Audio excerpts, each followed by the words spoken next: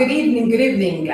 Making it to your 14 years anniversary, still together and still married is a huge accomplishment, especially if you live together for 14 years. That's a long, long, long time. And it's rather impressive if in that 14 years you still head over heels with each other. Good evening, ladies and gentlemen. My name is Ginger. I'm the founder of Ginger the Voice. We are a communications company that seeks to give hope, courage, and enlightenment. We do this through various platforms such as speaking, singing, and hosting talk shows such as this. So tonight we have our guest, Gavin and here goes the name now, I've forgotten the name. Ingrid. Ingrid. And I was about to say Ms. Lotte, and I thought, no, let me say, there's an I somewhere there. So I call them my power couple because they've gone through anything that you can think of, any change that you can think of, but they've been able to stick it together. But what's more, impressive about their relationship is that they're not just living together and married, but they've known each other for 22 years and they work together. You know the saying that says absence makes the heart grow fonder. For me, it seems that for them, this particular couple, it's presence makes the heart grow fonder. Gavin and Ingrid, welcome to this show tonight. Thank you so much for coming through. We are so excited to have you here. I think your story is quite unique, and where I saw the uniqueness of your story is the fact that even though you live together and you've been married for 14 years and working together for 22 years, you're not just living together, but you also work together. How's that? Because most couples would want a break from each other at least for the 8 hours of the day, but you guys keep on being at each other's space. Gavin, tell me, how's that? Like, how is it possible and how are you keeping it going? So I've had enough for one day. I'm going to leave now, and she can stay. So I'll do what I normally do in these circumstances, yes. And I'll say, Ingrid, would you like to answer that question? He does that on purpose because as a woman, he prefers me to start, and there's a whole bunch of stuff that we can talk about in terms of women and men, power parity, and whatever. Absolutely. I think. Thank you for the introduction, and I think our magic potion actually is that we quite like one another, so that makes it a lot easier to spend that time together. And so the other thing that I want to say is that I don't think we're unique in the time that we have been together. In fact, just last week we met somebody who told us that they had been married for 51 years. Mm-hmm. That's a long time. That's a very long time. That's a decade. Half a decade. Yeah, exactly. I think what is unique, well, not totally unique, but it is different to many that we know, is that working together all day, every day, requires something different. And one of the things that we did right up front, which I think actually was Gavin's genius, is he said, at the end of the working day, I do not want pillow talk. So we're going to separate our work life from our home life. And that has created nice pockets of excellence in terms of how we partner together, which looks very different to how we are lovers and a married couple together. Two different things. Yeah. Wow. And you, Kevin, on your side, how do you think you're managing it? Because most people would say that men really want their space. How are you managing it on your side? That's a very complicated question with a very long answer. And I tend to think that I have what are probably stereotypical traits for a man. So there are several things that I do that a man would do. But I think I don't feel like I have to cope with anything. So I feel like this is our second marriage. And so I think that I learned a lot through my first marriage of the things that I don't want. And now I don't feel like I have to cope with or deal with anything about being with this woman 24/7. I feel like it's totally a choice. I feel I'm very fortunate that I got given all the right amount of chemicals that attracted me to her and all of her. And while there are certain things that I would prefer she didn't do, I think the important thing is that as a whole, the chemical balance is amazing. I want to be around her. I'm interested in being around her. I want to know what she's doing, how she's doing. And that's just purely from a personal perspective. And then from a work perspective, it's very engaging. So I think the important thing to understand about that, though, is that work came first. Yeah. So we worked together first. 22 years. Yeah, That was in 1998. We started our first business together called eCommunications in 1998. And at that point, it was purely platonic. I was happily married. Ingrid was not happily married, but she was married.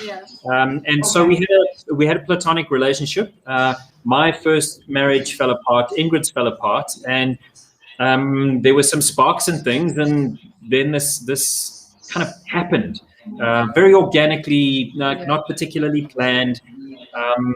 And I think the one thing that pops into my head is normally how people ask these questions. So how do you cope with being together? I'll go back. I don't have to cope. There's no coping mechanism required here. So you ease quite easily with each other because you like each other and it was a choice. That's what I hear. So it's a choice to be with each other and you like each other. And it's a friendship. Yes. And so I think it started off as a friendship first, right? Yeah. There's also something actually that has helped us along the way in terms of the years. Both of us have done self-development work. And so with that, we have tools that we use, and we use them all the way through our relationship, both in work and in our private capacity. So that would mean we've got communication skills and a language that we use together that we will know. So if I say time out, he knows what that means. And that means we're going to stop talking now because one of us is going to say something that we regret. So there's tools that we use that are not necessarily our own tools, that have been taught to us over the years that we do put into practice. And actually, we also teach other, in our coaching, we teach other couples how to use those tools as well. Okay, Gavin, earlier on you spoke about your first marriage and now this is your second marriage. And I believe that you are in a blended family, if I call it that. So both of you got divorced and now you are married. How did that do? I mean, a lot of families are struggling to get it right, where they're at the first family and they can't live together. How did you guys do it? I don't think that we were necessarily any more unique than anybody else. I think that these days we know that a large proportion of people that are married at the age of 40 to 45 are actually in second marriages. So being in a second marriage or in a blended family environment is incredibly common. In fact, I might hazard a guess that these days it would be more common than being in your first marriage. Particularly because divorce has been around for so long. So I don't think that we had any particularly special secrets other than what we decided to focus on from the very beginning was our children. Our children were the important things in this marriage. So if I have a look at my divorce, what I did was I put my child first in the divorce. And I said, I will do whatever it takes to keep her happy and safe in that particular situation. And so therefore it changed my relationship, or what my relationship could have been, with my to-be ex-wife. I could have been a horrible person, but instead, because it was about my child, I was different. And so I brought that into our relationship, I think particularly around our kids. So my two stepchildren, I didn't. So those are Ingrid's kids. So we had three children, Ariel, who's my biological child, Paige and Kieran, who are my stepchildren, Ingrid's biological kids. What I did with my two stepchildren was I decided straight away I wasn't going to try and make them like me. I didn't want to be their father. I wasn't going to replace their father at all. All I was going to do was try and be the best dad that I could be in any one moment. And that wasn't awesome because I sucked as a father on and off for a long time. But the point was I wasn't trying to replace somebody. I was just being there for them. I didn't want to make them love me. They could do that in their own time. And initially, my stepdaughter, Paige, really didn't like me. And I think it was a lot to do with what normally happens, the whole conflict emotions, the coming together of families, the feeling like somebody's trying to replace your father, all of those things, and I'm speaking on her behalf, but all of those things, I think, were part of that picture. So I left it. I just showed up as me. I showed up as dad. I tucked her in at night. I tucked my stepson in at night. I did everything that I was supposed to do. And eventually, what happens is your true colors show through. Children can see who you are because they're really good at seeing through adults. And the family slowly but surely meshed. And even so, I'm not going to claim that our family life was perfect at all. because I think that when you have a blended family, it is very difficult. Yeah, surely are challenges. Absolutely. There were challenges all the way through. And I suppose in that game, you had to be mature about the situation. You keep on reiterating that you had to put your children first. So you have to be mature and know that they come first, they're a priority. So let's make sure that their needs are looked after. Then you come second. Wow, what a story. It's something that's quite unique in that people don't want to prioritize. They want me. And what I'm learning today is that in a marriage, any kind of marriage, whether blended or not, me should be cut off. Am I correct? Am I correct, Ingrid? I see you nodding your head. Me actually doesn't create a blended marriage or family. What it does is have little units that are me. I think the thing that also helped all of us was right from the word go, we tried very hard to be inclusive.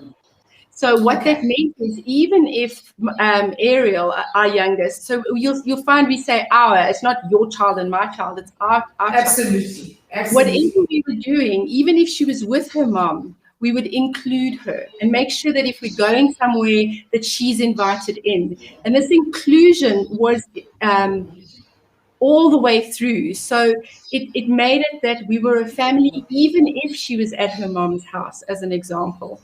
And then also we did little things as a blended family that made us understand one another as human beings. So we would always sit at the table together. And what that meant was when we have a meal together, we would do highs and lows, or my least favorite or my most favorite. And so we learned about one another as individual human beings and grew on that, which blended us more and more. And I think that one statement on its own is quite something. How many families these days have dinner together? Now, I understand that in a certain privileged environment, you're going to be able to have dinner together. And obviously, South Africa is not like that as a norm. Many people are still traveling home from work, etc., etc. But in families that are able to have dinner together, how many families allow their kids to do other things? For example, sit on an iPad or sit on a phone or watch television or do something instead of be together. Yes, absolutely. And so that was an important part for us, which our kids, by the way, didn't necessarily love at the time. They would far rather have been doing all of those other things rather than sitting at the table having dinner. However, if you ask them now, I think that they would give you a different response of what they remember of, dinner table conversations. Well, I hope they do.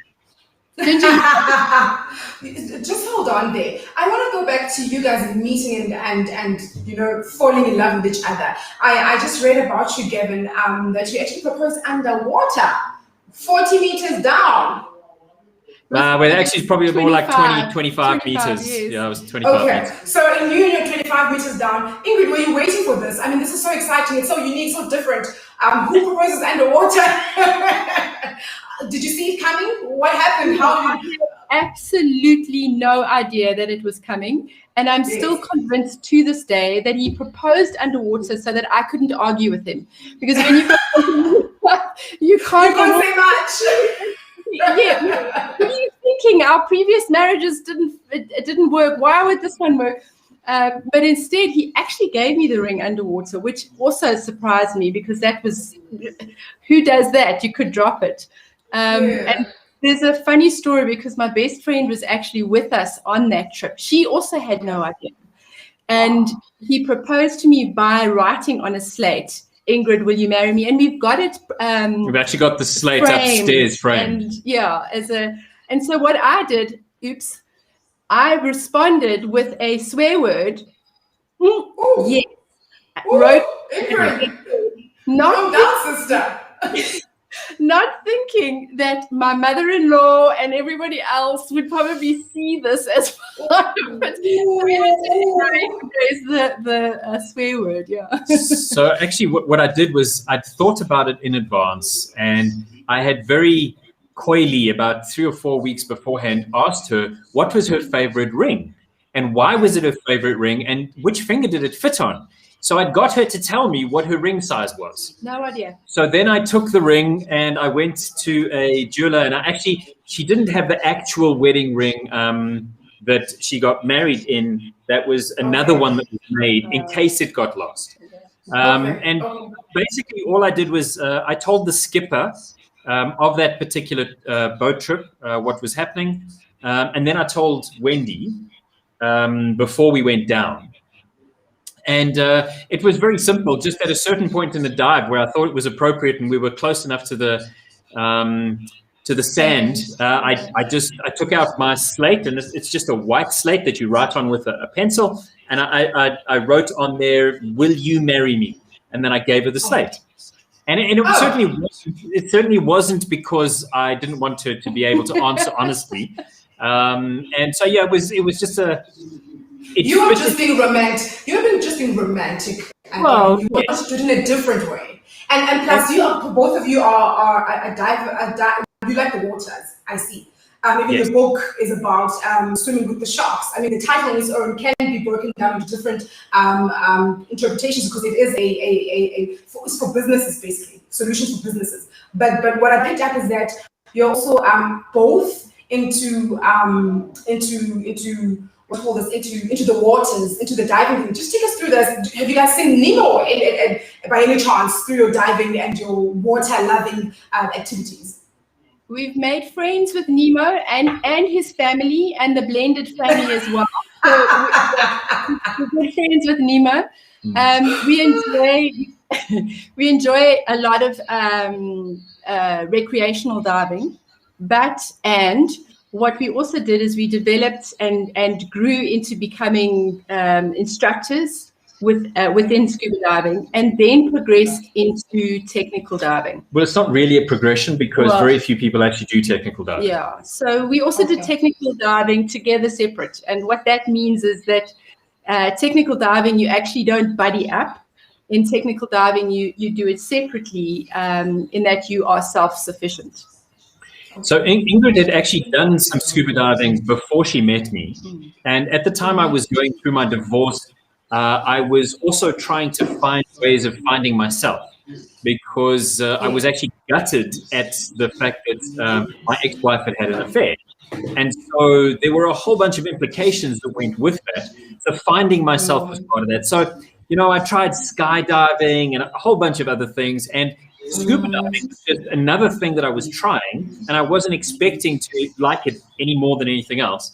And dropping into that water, into that ocean, and just descending into this aquarium full of beautiful fish all around you was just absolutely phenomenal. So it was a really, really amazing experience.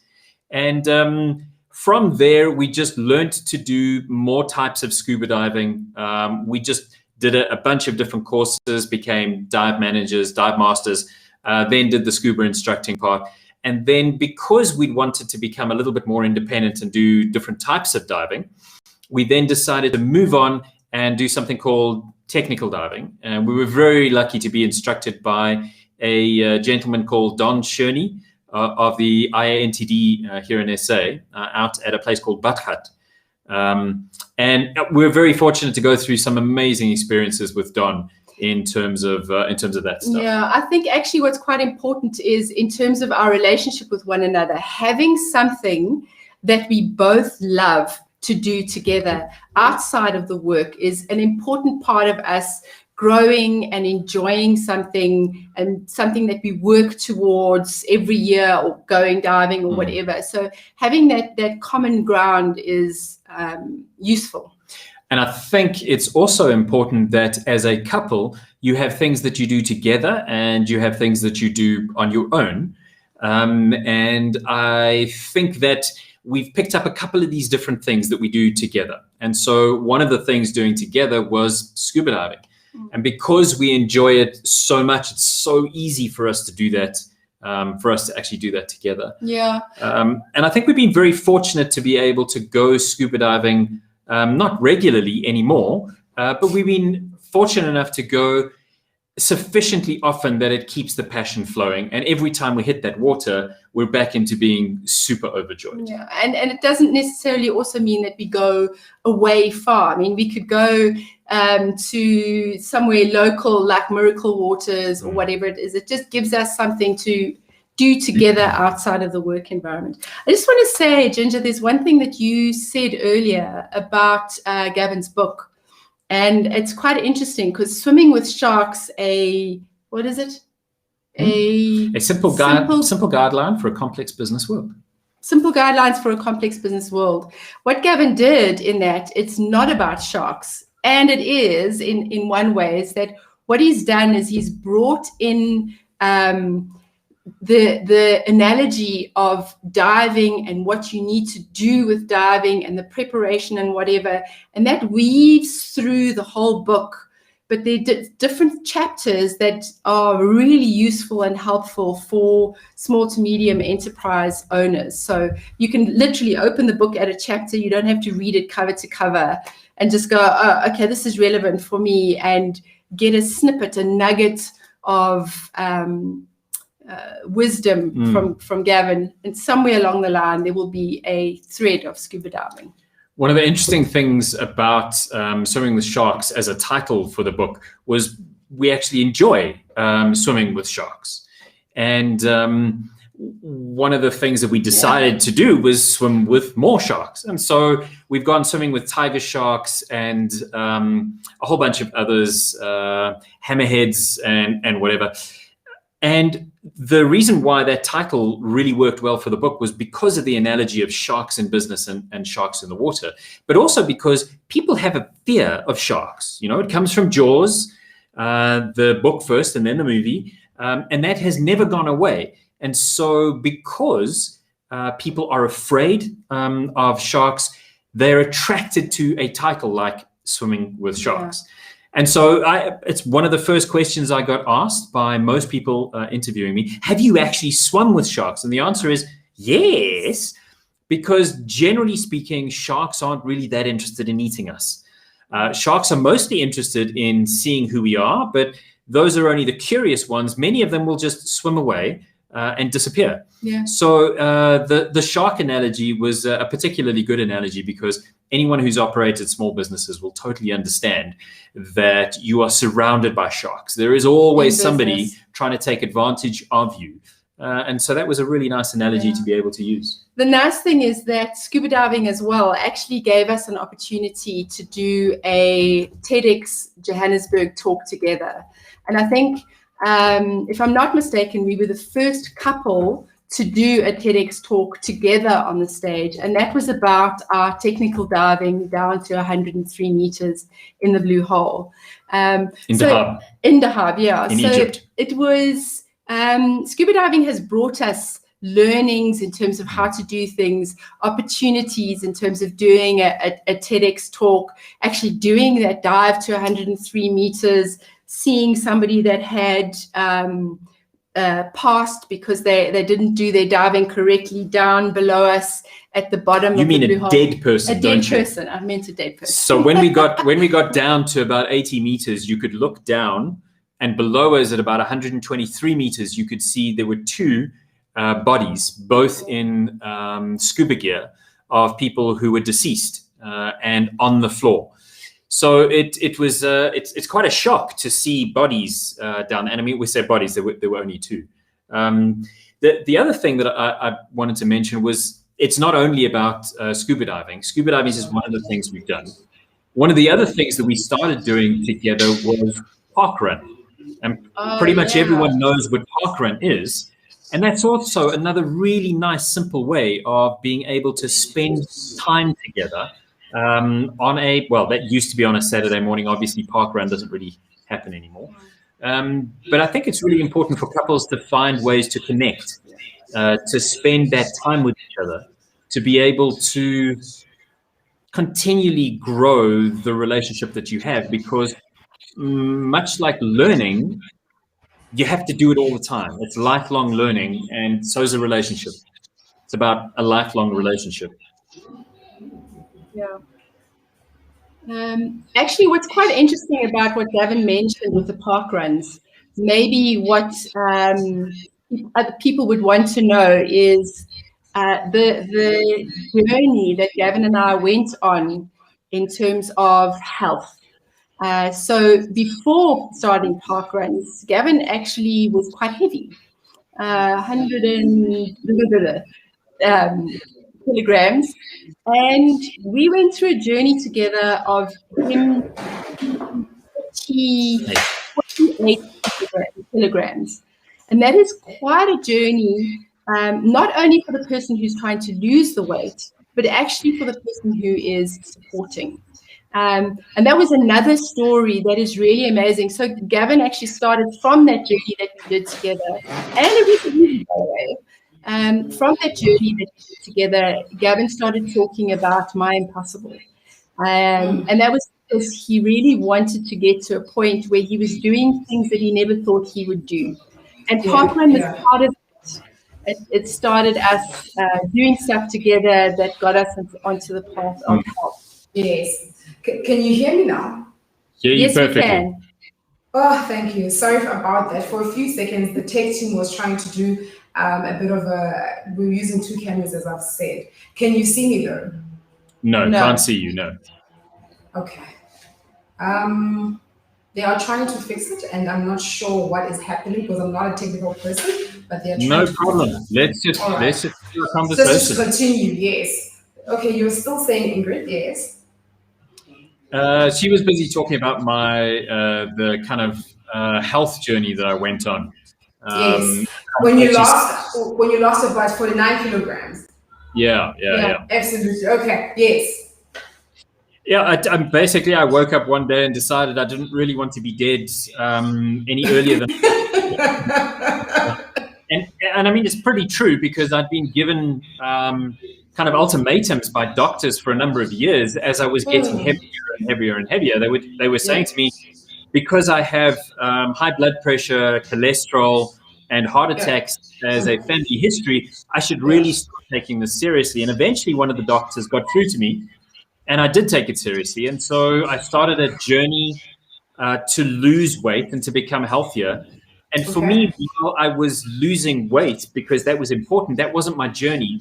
My journey was actually about doing an impossible thing, which was one day trying to do an Ironman triathlon. And so that's what I've been aiming to try and do for the past 3.5 years. And while I haven't got to the Ironman triathlon yet, I have actually done a whole number of triathlons and a whole number of cycles. And I'm now up to running 21 kilometers. I do 21K races. So I've progressed so much from a guy that weighed 130 odd kilos and who was, we can see you now, a guy that was really fat. I call myself Fat Gavin, and it's not about fat shaming anybody. It's me. That was me. Fat Gavin was a different guy with a different mentality and a different way of thinking about things, a different response to things. And I'm not that guy anymore because I feel a particular way. So that whole journey has been amazing. And as Ingrid mentioned, I used a hashtag called MyImpossible. And I have consistently tried to do things that I feel are impossible to do. And obviously they're not because they're achievable, but the point is they're hard to do. And so one of the things I've had to do in this process is I've had to realize I probably will never be able to do a full Ironman. And the reason for that is that I have a back challenge, and that back challenge restricts how much time I can spend on a bicycle. So I probably will never be able to cycle 180 kilometers to be able to do a full Ironman. So as part of the journey, there's some realism that has to come into the picture, which takes maturity, which I sometimes feel like I don't have. I'm like, oh, I want to do that. I want to do that. But you must be realistic. Yeah. Well, yes, you should be realistic. And I think that is true in any relationship as well. The realism comes back to the relationship. You have to be open, honest, and authentic with each other to the point of it hurts. Yeah. If you can't be 100% honest with your partner about pretty much everything, no secrets, you don't have a fantastic foundation. Where's your foundation? And I realize that for some people that may seem judgmental, but that's certainly the relationships that we've witnessed that haven't worked are often because there isn't that degree of honesty, openness, sharing, and the creation of boundaries. So boundaries in a relationship are also super important. So I think Ingrid, can I just divert a bit because I wanted to ask you about this. I've seen you guys speak on TEDx at Johannesburg. I went through your YouTube chats. I know that you're a life coach and you're a facilitator. So that's basically one of the things that you do. And you spoke about your fear, and how basically in diving, working in the diving activities, it helps you to fight the fear that you had. Can you just take us through the journey? Because a lot of women would stop themselves from doing certain things because of fear. What was happening in your life and how did you overcome it? Okay, so just to go back to the point where I was talking in the TEDx talk, that fear was specifically around doing something that I had never done before. And the key part of that is doing something that I couldn't rely on somebody else. And stepping through the fear, there's no way to get to the other side of fear other than through that fear. So feeling the fear, as the book says, feeling the fear and doing it anyway. And I think that muscle was actually stretched and used when I left my first marriage. So I was married to an abusive alcoholic. And so one of the things that I think many people, many women and men who are abused experience fear. Am I going to be able to be on my own? What will he or she do to me when I leave? And it's the same thing. It's around finding that fear, knowing that you're fearful, and then stepping into going, I need to move. I need to make a change. And so I own that. It took me 10 years before I had enough courage to leave an abusive relationship. So, yeah, there's no trick other than to step into that fear and just go through it. There's this technique that I picked up that you use in the water, the stop, breathe, and think technique. How is that applicable to one's daily life, maybe? Okay, we use that everywhere. It used to be on our fridge, actually. That was one of the things that we taught the kids as well from an early age. Stop, breathe, and think, because when we actually stop and breathe, we allow our brains to calm down, and then we don't get angry with one another. We can also go, okay, right, instead of, I've lost my keys, I'm going to be late. It's like, okay, stop. Let me just breathe. Where was I last? So it is so useful in many, many ways, all over. And the fourth part of that is actually probably the most important part, because it's stop, it's think, it's breathe, and then do. Yeah. Do is the most important part. So we currently live in a world that believes that hashtags solve problems.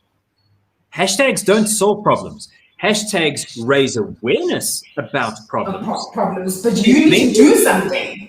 Exactly. Yeah. So the do part for me is the really important part about that. And that was actually the first title that I was going to use for my book. Yeah. Was actually Stop, Breathe, Think, Do. But it wasn't quite as effective as the end. Okay. All right. I also know that, like I said, you're facilitators and you came up with the He's and Her organization that talks to gender equality. I mean, there's a gender... Thanks for letting us correct you straight away. Thank you. Off you go. It's called Hers and His. Yes.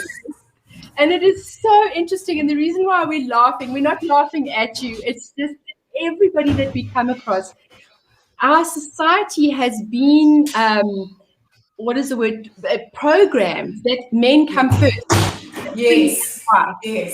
Boy and girl. Boy and girl. And so we did that, the name of that company on purpose, which is Hers and His. And His.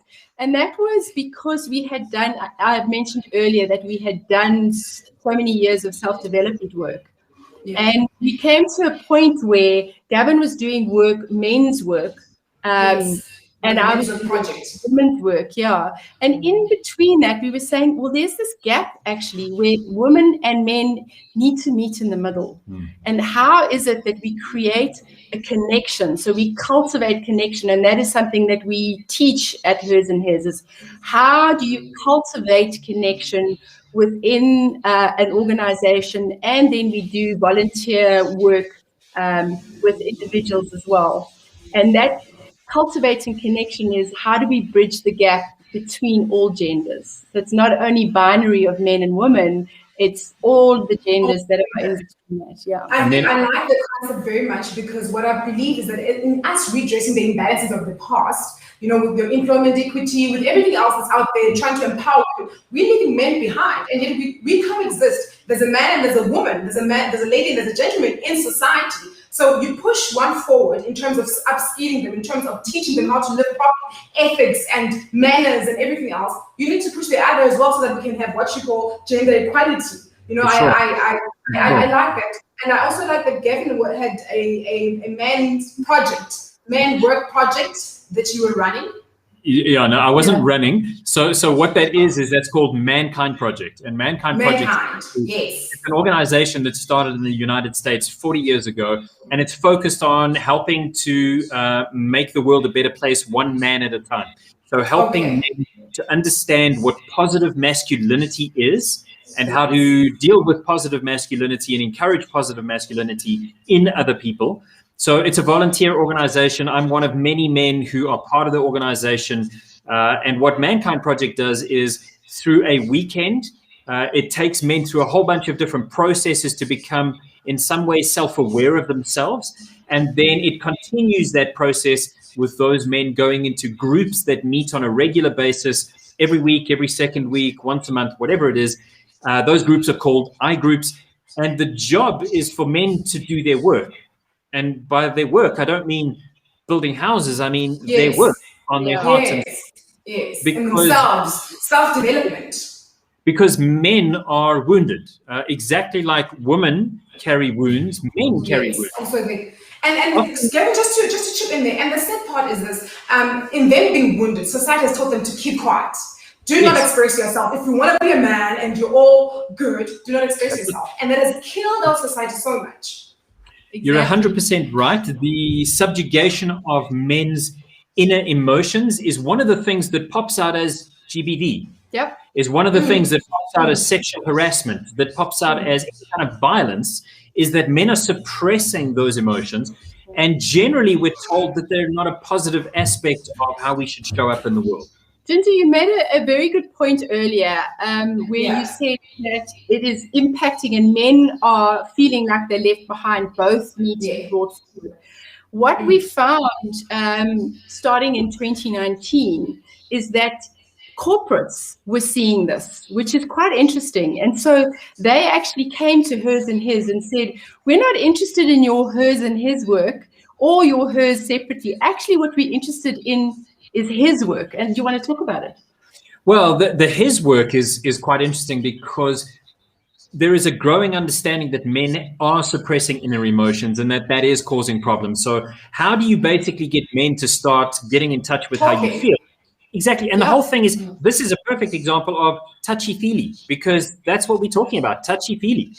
Yeah. So organizations, we've done a whole bunch of these sessions for organizations that are called connection groups. Or dialogue sessions, depending what they are. And basically, it's as simple as a bunch of men getting together and in a facilitated way, having a conversation and answering questions and sharing about stuff that's important. I can guarantee you that almost every single one of those sessions have resulted in men learning things about, in fact, I'll give you one example without mentioning a name. A guy had worked with another guy for 11 years in the company we worked with. He learned more about this friend of his in that one 90-minute session than he had known from that 11 years, and walked out of there going, I trust this man more by what he shared with me today than I have from the last 11 years. And therefore, I will work closer with him. There is a trust and a bond. And I think that that's one of the things that we need to step back and realize with all the work we do with Hers and His. So while Hers and His is primarily seems to be about gender, it's actually about diversity, equity, and inclusion. That's what we focus on. And one of the reasons that we focus on gender is because we love gender, but gender is a very easy way for organizations to get into the race conversation without blowing up the race conversation. If you have organizations that jump straight into race relations, you find that most often people are not armed and equipped with self-awareness, awareness of others, or the tools to be able to deal with race conversations. So if you and also you find that we shy away from them because we want to, yes. we rather protect the so-called peace because, yeah, you know, I don't want to step on her toes. Let me just leave it. And the more we leave it, the worse it becomes. That's it. Exactly. And so if I take you through a gender process where you learn about yourself and your own unconscious biases and the cognitive biases that you have, stereotypes, yeah. And then I teach you some simple tools like even better if, or intention impact, accountability, yeah. Self-accountability. I teach you about those. You are self enough aware that you have some degree of self-control and your level of trust and psychological safety are increased. Yeah. It is much easier to do race work under those circumstances. And I think we both understand that ultimately what we're trying to get people prepared for is race work, because race work is the big elephant in the room that doesn't get dealt with in the way that we kind of feel that it should get dealt with. And we're actually hoping that the job that we're doing actually isn't necessary by the end of our lifetime. And it's a big, hairy, audacious goal, but we're hoping that actually we don't have a job. So everyone is. It's actually part of our vision. Yeah. Our big, hairy, audacious goal is that we are put out of business by the time we die. And that there is no need to have an organization like ours. Yeah. I mean, that's the ultimate dream. Wouldn't it be great? How people are, the people already there who are what you are trying to empower. Exactly, empowered. So Ingrid, you also working with women empowerment. You know, this is so wonderful because you both come with your own experiences to these activities that you do. There's a women empowerment organization that you work for, as well the teams and the queens, you know, where you give women the voice. So I want to understand from you as a married person who's been married for 14 years, how are you able to balance the whole submission situation and you saying, I'm an independent woman who's got a voice? How do people balance it in the marriage situation? Oh, it's such a beautiful question. Thank you for that question. And what's very interesting is having been an abused person and oppressed and self-oppressed as well. So I'm not good enough. I don't have a voice. I'm going to get hurt by that. Actually, the truth is that Gavin was the one that empowered me.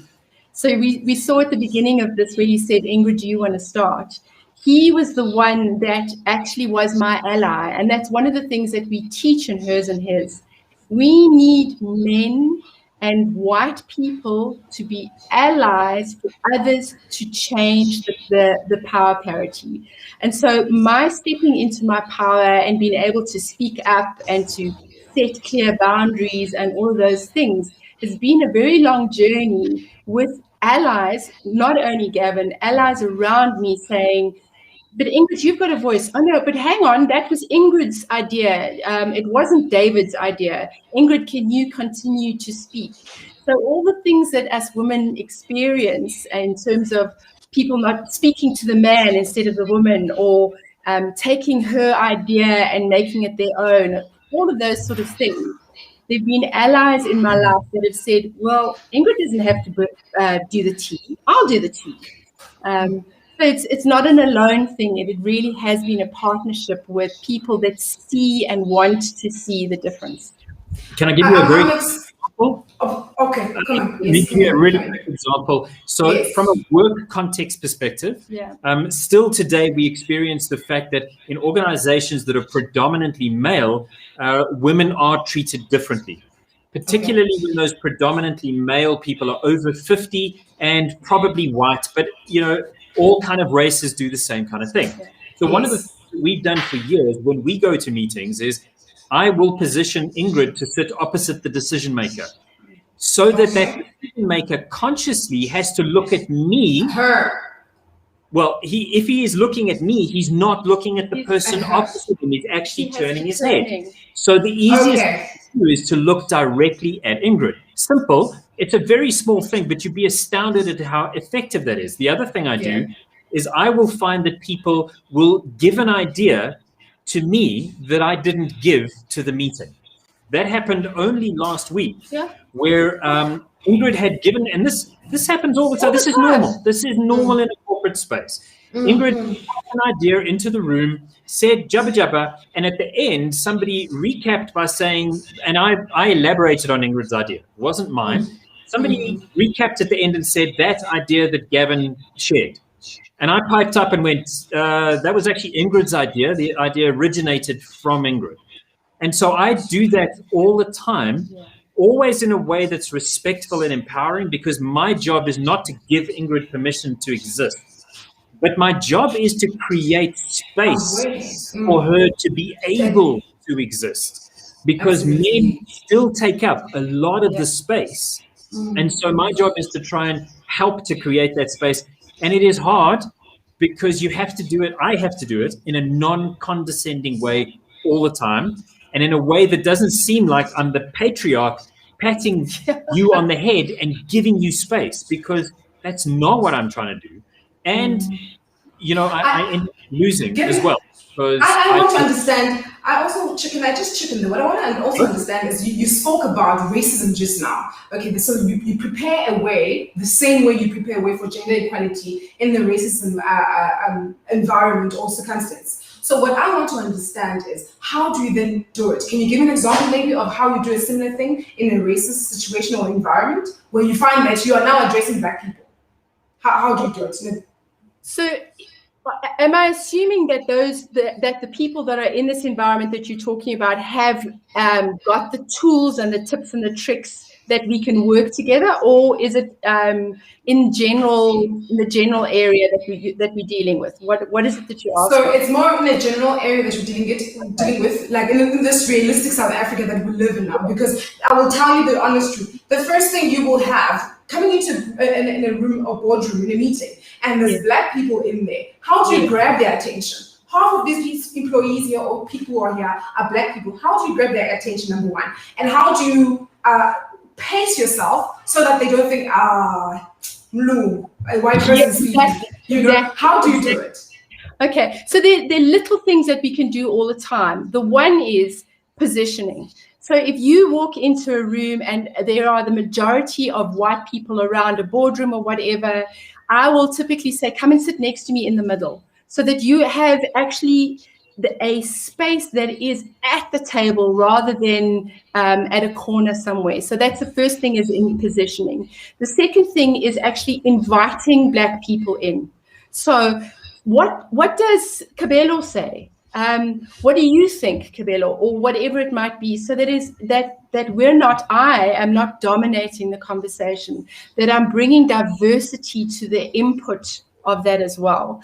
And I think the important part as well is, so we have this diversity thing that is like, oh, we need the numbers and we need to be different. And at my party, my birthday party, do I have 5 people at my party because I need to be diverse? That kind of stupid thing. What we try and do is be inclusive. So when somebody is at the party, which is the diversity thing, the difference is inclusion is asking that person to dance. So that's the difference. It's including all the time, bringing in, acknowledging, having conversations, courageous conversations, or having a conversation. So instead of calling somebody out, so just this week, actually, by way of an example, Gavin noticed something that was not okay from a race perspective. And so what he said was, okay, we need to actually stop, because this is not actually okay. And without calling the race card, what we can do for one another is say, this is not okay. We need to change tack, or we need to stop right now and recalibrate, or whatever it might be. But it takes work, and it takes work every day, and we all need to do it. All of us need to have these skills and do this for one another. I think one of the things that's important when we go into a corporate is that we try and understand the mentality and culture of the top leadership. Absolutely. Because the leaders at the top are the ones that actually create the culture, no matter what the marketing department or the HR department tries to do. If you have a CEO who is a racist or a misogynist, then he will treat those people in the organization that way. And no matter what you try and do, it's not going to change. So when we go into an organization, we try and establish what the culture is. And do they actually want to change that culture? Are they interested in changing that culture? And if they are genuinely interested in changing that culture, then you can help.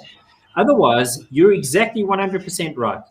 We will be facilitating sessions with people of color who will be sitting there going, another initiative to do diversity.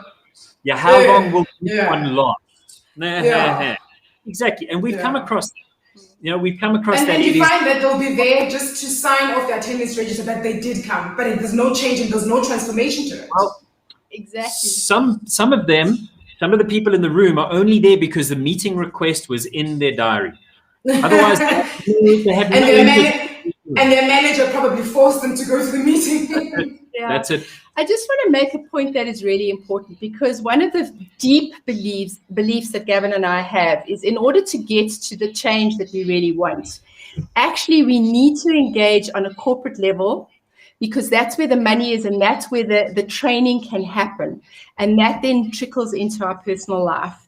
And so, to give you a perfect example, in one of the workshops that we did, one of the heads of the warehouse, who was a black male, said to us very clearly, he was very clear, in my household, you're not going to change my mind. As a man, I will never step into the kitchen. I'm not going to change my mind. And that's okay. That's okay. I'm not here to change your mind at home. And because of the way that we teach curiosity and skills and ways of thinking, he came to a realization that he was biased. And he also came to a realization that he had never included women in being forklift drivers. He never thought of it. He was completely biased that only men can do it. One of those male-dominated jobs that we have in South Africa. Yes. Sure. So he changed his mind to such a degree that 6 months after the workshop, he had gotten 3 women from the warehouse to do the certification, and now they have female forklift drivers. Good. And it just changes a little bit of a mindset. The next thing you know, he's stepping into the kitchen. Yeah. It's just But the kitchen analogy is fantastic, because this brings into the conversation something called intersectionality. Yeah. And intersectionality is the fact that we have all of these different aspects of our lives that come together in one place, generally at work. And so one of the challenges you have is that somebody may be living in a patriarchal society in their home, and then they come into the office, and the office culture is non-patriarchal. How do they deal with that? Or in fact, do they deal with that? Do they continue being patriarchal at work? And so one of the things that we do is we say to people, our job is not to convert you. For example, if we're going to have the gender conversation, we're going to talk about all genders. So we're going to talk about straight, and then we're going to talk about LGBTQI. My job is not to convert you to believe in any of this stuff. Okay. What I am going to insist, though, is that when you're in the workspace, you have an open mind and understand that in the workplace, your view is not the only view. And that's where intersectionality comes in. It comes in where we try to empower people with an understanding that they are biased, with an understanding that they can be better off if they are more open and understanding of other people around them. It sounds weird when we talk about it, but it ain't that easy. You know, the kitchen analogy reminds me of how our society has, shaped us into thinking that certain roles are for gender roles. Yeah. And I'm thinking to myself, if you can't cook, then how do you expect anyone else to cook for you? I mean, if you're on your own, how will you then live life? Do you always need to depend on your mother, on your sister to cook? So society has drummed everything that is not okay and made it seem like it's a gender role, whereas it's a survival skill. If I'm able to change my own bulb, it means I'm not going to go hire someone somewhere and pay them 500 rands to change my bulb. You see what I'm trying to say? So society has come up with those things. There's one of our viewers is asking, they're saying that, how do you, I'm sure they're just watching you and just seeing that how close and in sync you are as you are chatting, because that's what I see, and it's a beautiful thing, I must say, Gavin and Ingrid. So she's asking, how do you manage to keep the spark in your marriage? I don't have to. Yeah. So, okay, there's two answers. There's like multiple. Okay, there's lots of answers. Okay, you first. What we actually say is that it's chemical, and we're very lucky that we have the chemistry that works with both of us. But I think the spark, we work at it. So from my perspective, we actually make the effort. And that effort is, from my side, I make the effort to say, okay, let me do something special for him. Let me buy a negligee or... Really? Do you have it, Gavin, as evidence? I'm just checking. Just checking. So I make the effort, and I continue to make the effort and not take him for granted. I think that's one of the things. So just this week, actually, I wrote him a little love letter and put it on his pillow. And then what I did in return was I put two little dittos on the note and put it back on her pillow. Ditto, I love you too. Yes. Ditto is really important to me. Back at you. Exactly. It's So not only for 16-year-olds that we can tell one another that we love one another and appreciate one another. That's one of the ways to keep the spark. I think the point is that actually we have to work at it all the time. Yeah. And so what we've done over the years is we've had lots of different ways of working it. And one of them, very, very simple way, is date night. Yeah. We have done date nights since we first got together. We prioritized date nights, and we would find babysitters. We would do whatever we needed to do, and almost, but not 100%, every Wednesday we would have a date night. And it could be as simple as going to a movie, or it could be as simple as sitting in the garden and having a glass of wine and a conversation. But what it did was it said to us and our children that there is a time when the two of us will spend together on our stuff. And it's not, children, that we don't love you or that you're not important, but there are actually so many relationships here, and this relationship is almost more important than all the other relationships, because if we're okay, then you as children will be reasonably okay. And what's interesting actually is that the children understood that. So during lockdown, we were very lucky to have the two eldest be able to come back just before lockdown. We had them with us in the house. But our children in the house with you is not easy. And what we did is we continued, even though we were in lockdown, to have date nights. And our date was actually literally in the garden. We would have a corner in the garden where we would go, and they knew that it was a date. And so they would actually stay away and go into their bedrooms and let us have chance to be together, just us two. Or we would take our dinner into our bedroom and go and watch a movie. Just the two of you. Just the two of us.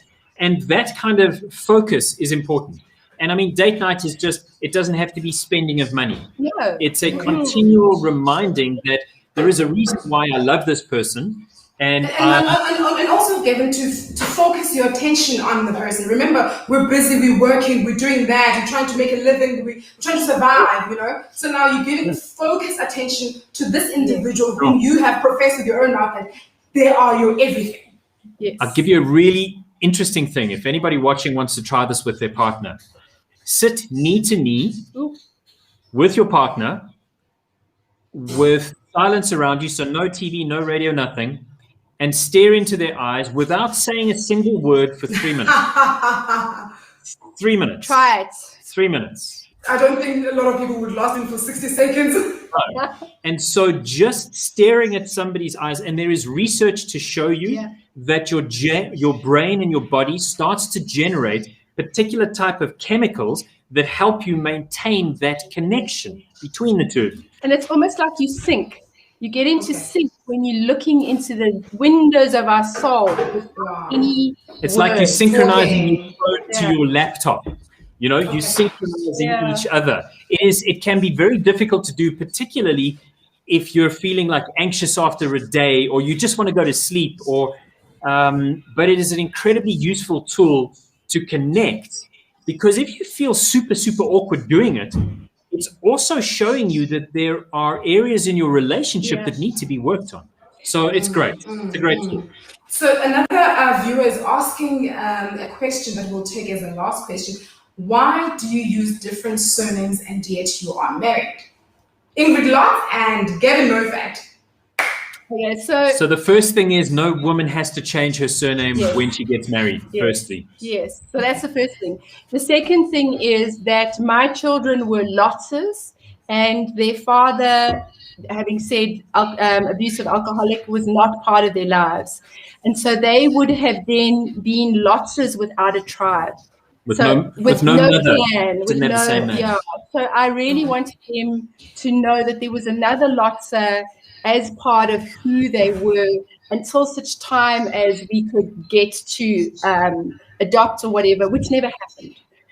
So yeah, and it doesn't. Actually, what we call ourselves now is Lomo.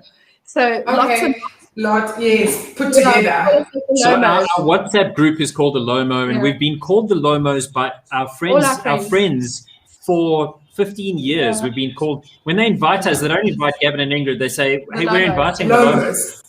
Lovely. Lovely. And I suppose it does bring some sort of unity even within the children to know that we are here and we're together. We may have different surnames, but we are together and we're one unit. As a closing statement, let me start with you, Ingrid, since I've now kept on the pace, Gavin's pace, to say that he's not giving you permission, but you have the space and the voice as a woman. As a closing statement, what can you say to women who are still struggling in their marriages and would love to get to the level that you're in just, being so in sync with your husband? What can you say to them? One thing I can say is get in touch with what you really want.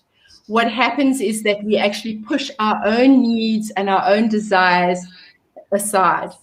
Get to know what you really want out of your life and where you want to go in your life, and that will help you move through your fear or through give you strength to do whatever you need to do next. When you're in touch with yourself and you can speak up, then you can move to where you want to be. Absolutely.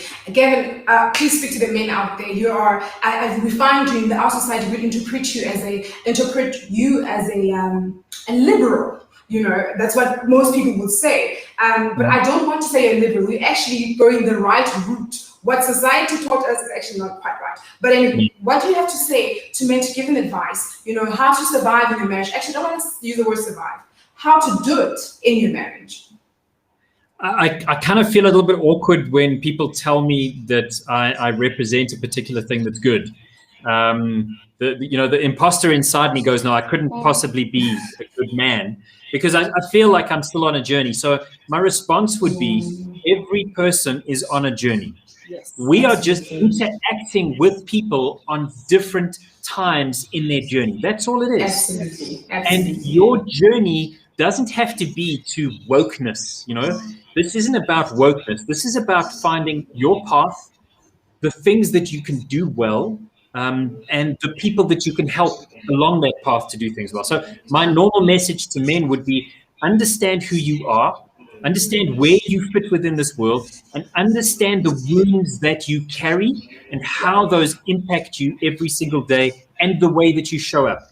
Because those wounds, which are probably childhood wounds, are the things that dictate why you get angry. They're why you are jealous. They're why you are trying to control. Those things didn't happen yesterday. They happened years ago. Long time ago. So men need to get in touch with the things that actually control their actions. When you get angry, it's very seldom about what happened right there at that moment. Getting angry with somebody in the traffic is very seldom about that person in the traffic. It's about something else, underlying issues. You're feeling disrespected, etc., and this is how it pops up. So to me, we just say, get in touch. Thank you so much, Mr. and Mrs. Lomo, if I may be woke and say that, for coming through to Ginger the Voice tonight. Ladies and gentlemen, you've all heard it, that there is no spark to keep. It's always there because you, as a married person, need to work on your relationship. So we've heard all the goodies today, and if you need to contact them, please, they are on Facebook as Gavin Mofat and Ingrid Lotte. If you need a life coach, a facilitator for anything that has to do with gender roles, or rather with his or her, please do contact them. Oh my gosh, society has joined it into my head. Hers and his. Please do contact them on their Facebook. Thank you so much for joining us today. Thank you. We're closing off with a bang. Love is eternal. Love knows no end. It just needs you to communicate. It needs you to work on it, and you can also do it. Thank you so much for tuning in, ladies and gentlemen. My name is Ginger, the founder of Ginger the Voice. We are a communications company that seeks to give hope, courage, and enlightenment. We do this through various platforms such as speaking, singing, and hosting talk shows. I will see you next time, next week, this time, on Facebook and on our YouTube. Please like our YouTube and our YouTube channel, Ginger the Voice Point 2, and also click on the notification bell as more things are coming through. Good night and God bless you.